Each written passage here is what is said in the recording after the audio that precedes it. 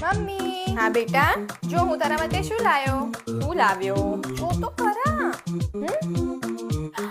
Gift surprise. મારા માટે? કેટલી સરસ સાડી છે અને કલર તો જો મારો ફેવરેટ. ડિઝાઇન પણ સરસ છે. કેવી લાગે છે? મને બહુ જ ગમી બેટા. Thank you so much. Mummy mummy mummy mummy શું છે? જો હું તારા માટે શું લાયો. શું લાયો પાછું? ગિફ્ટ. આ શું પાડીને લાયો? મેં તને કીધું તું મને પૂછાય ના કેમ લાયો? અને તું મને ઘરમાં સાડી પહેરતા જોવે છે ક્યારે? આમ ડ્રેસ લાયો હોય, ડ્રેસનું કાપડ લાયો હોય તો પહેરાય ખરા ઘરમાં.